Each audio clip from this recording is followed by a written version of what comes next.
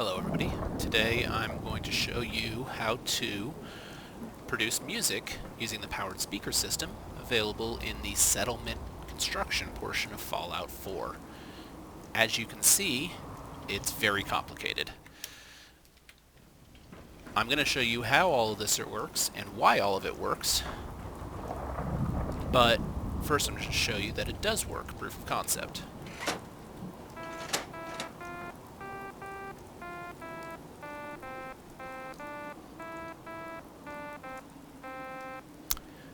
So there it is. Ode to Joy.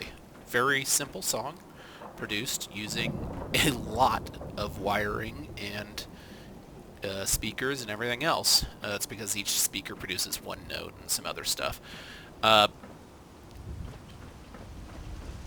Obviously this requires an enormous amount of power. As you can see, I have a lot of power plants over here, so don't expect to be able to do this in the early portions of the game, or frankly even the late portions of the game, unless you are fairly obsessive about collecting materials. Because of the sheer amount of copper, I actually wasn't even able to do it legitimately after 50 hours or so of obsessive collecting, and I did have to use console commands. Part of that's probably due to the fact that I have so many lights up here, but again, it did take a lot of time, and I wanted to be able to work through the in-game nights to accomplish it. Also, I do have an ENB running, meaning that my graphics have been changed slightly, which makes it look a little bit cooler, but it also makes the nights a little bit darker, so I'm not sure if the lights would be necessary for somebody else. Anyway, let's get down to it. The way that you construct it is that first of all, you're going to require a terminal. If you go into the power section here, look at the bottom of my screen, and over to miscellaneous, terminal's the second choice there. It's basically a little computer, unique looking computer, fairly cool looking computer, that allows you to change the way that other electronics operate. That includes both the terminal, or the speakers here, and the switches that are all across this place. And the way that that works, and I'll go ahead and demonstrate for you, I apologize, it's going to make some annoying sound, but it's the best way to demonstrate, is that you plug it directly into the terminal. Oh, and obviously you'll see that I'm disconnecting it from everything else, because if it is connected to anything else, you will be changing settings for everything simultaneously. Even if you go over here and switch the power off to everything else, the fact that they are still connected through this complicated series of cables here means that any modifications I make will modify all of the speakers simultaneously. So I do actually have to go in here and remove this cable. That's why I have this complicated series of cabling here, so that I can do this. Anyway, now onto the terminal. Only that one speaker is plugged in. If you bring up the speaker control, you're going to see that it lists out notes, musical notes. Basically 2 ranges of all keys and 1 high C. So, if you know music, it's fairly straightforward.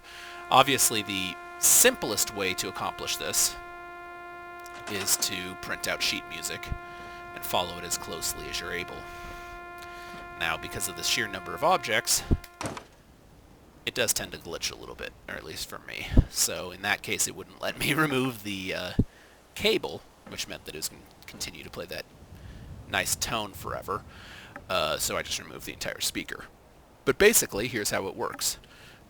Obviously, you set each of these speakers to 1 tone, and then you're going to use the switches behind it to control how long the tone plays for and when the tone plays.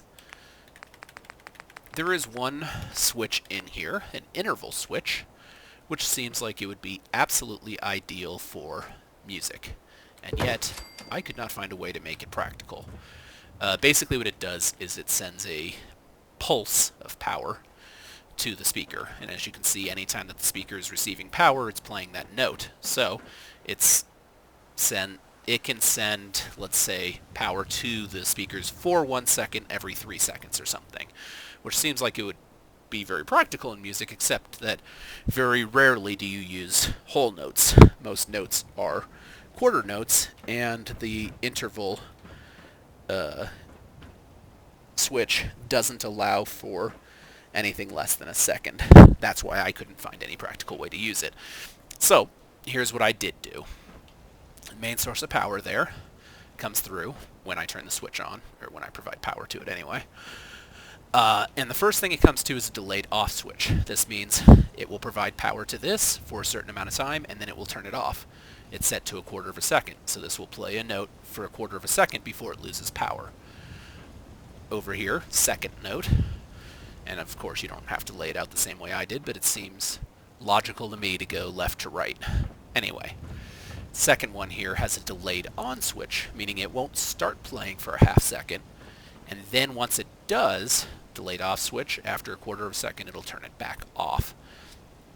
1/4 of a second obviously is the most common note in music, and in between notes there is the most common break is 1/4 of a second as well. So 1/4 of a second for the note itself, another 1/4 of a second for the break, equals a half a second, and then we start the next one.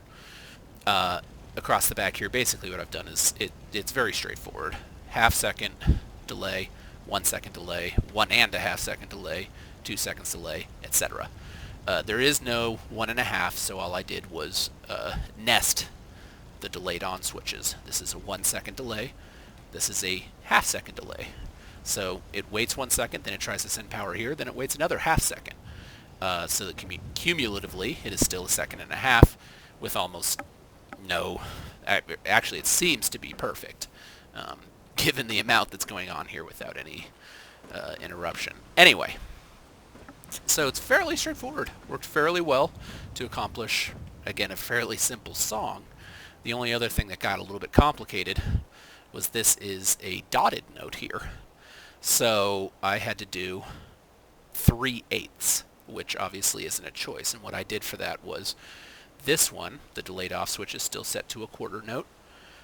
And then power going straight from behind it, skipping over that delayed off, goes to another delayed on that waits 1/4 of a second.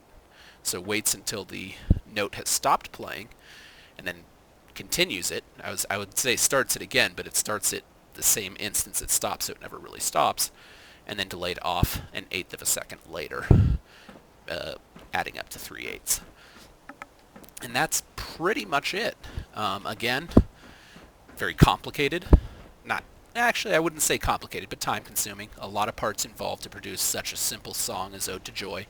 I wanted to do Bolero for the purposes of this video, but unfortunately Bolero had too much complicated left-hand notes that I couldn't find enough range in the tones it produces to create it, but hopefully one of those dedicated people out there in the combined forces of the internet will figure it out, or figure out something even better and produce something absolutely amazing. But hopefully this will help you to understand the system and get you started producing any kind of music that you want to. I really look forward to seeing what everybody is capable of creating. If you have any questions for me, I'll be happy to answer in the comments.